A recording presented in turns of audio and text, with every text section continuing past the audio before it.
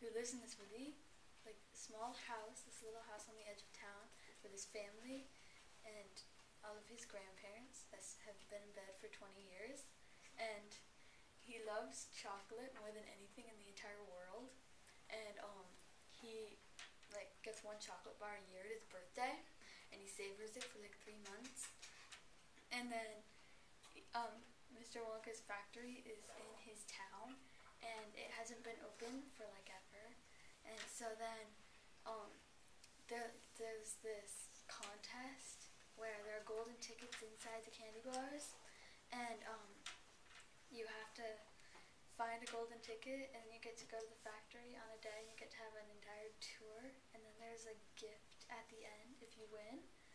So then Charlie's been trying to win this ticket for the entire contest, which goes on for like 2 months, and he never wins the ticket because Augustus Gloop wins the first one. and he is like, he loves to eat food, and he's, and then the second one goes to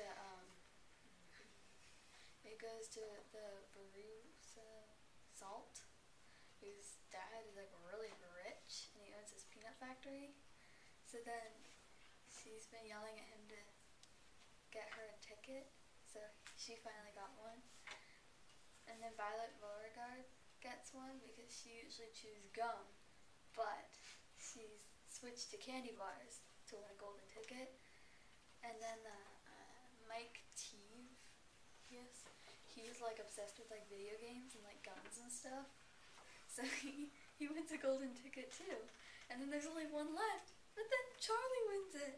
So then they go to the factory, and they go on a tour of the factory, and there's like a room with a chocolate waterfall. And they go on this boat, and they go like all the way around all these rooms, and then they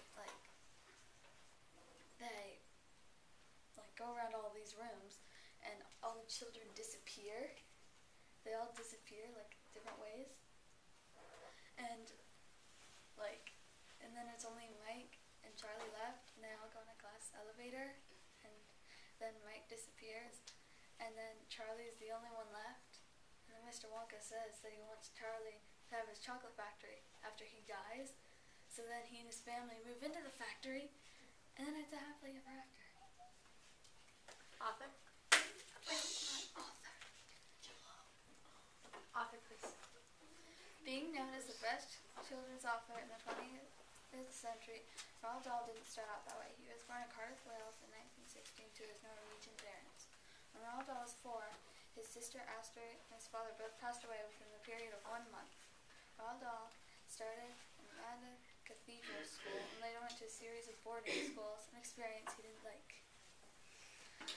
The Boy Tales of Childhood in 1984 after school, Roald Dahl didn't go to a university, but he applied for a job at the Shell Company because he was sure that they would send him abroad. He was sent to East Africa, where he got an adventure he wanted: great heat, crocodiles, snakes, and safaris. When World War II broke out, he went to Nairobi to join the Royal Air Force. He was a fighter pilot and shot down German planes, got shot down himself. After 6 months in the hospital, he flew again. In 1942, he went to Washington. There he started writing short stories, and in 1943 he published the first children's book, The Gremlins, with Walt Disney. In 1945, his first book of short stories appeared in the U.S. His marriage with actress Patricia Neal was unhappy, and none of their kids survived, and his wife had a stroke, and when she regained consciousness, she could hardly read, count, and talk. Roald managed to nurse her back to health so that she could act again. Nevertheless, they got divorced in 1983, and he married Felicity Crosland, and he received several awards such as the Edgar Allan Poe Award. Charlie and the Chocolate Factory was most likely banned because of racism and a poor philosophy of life. Racism because the Oompa Loompas were African color and as slaves from Africa, and a poor philosophy of life because the message with which we close the book is that needs and desires, the opinions of old people, are totally irrelevant and inconsequent. However, Dahl explained in the New York Times book review that the children who wrote him invariably pick out the most gruesome events as favorite parts of books. They don't relate to life. They enjoy the fantasy. And my nastiness is never gracious. It's a retribution. Beastly people must be punished. Alistair Campbell, writing in School Librarian, that normal children are bound to take some interest in the darker side of human nature. The books for them should be judged not by picking out separate elements, but rather on the basis of their overall balance and effect. Educational Book and Media Association, Eleanor Cameron produced a famous scathing commentary on Roald Dahl's original book. I think Charlie and the Chocolate Factory should not have been challenged because it is classic and it gives kids the imagination and their favorite thing, candy. People should not be allowed to ban books because just because there's something wrong, it doesn't make it bad to read. And some people may read the book just because it's banned to find out why. I hope you enjoyed my paper on Charlie and the Chocolate Factory. Are you done?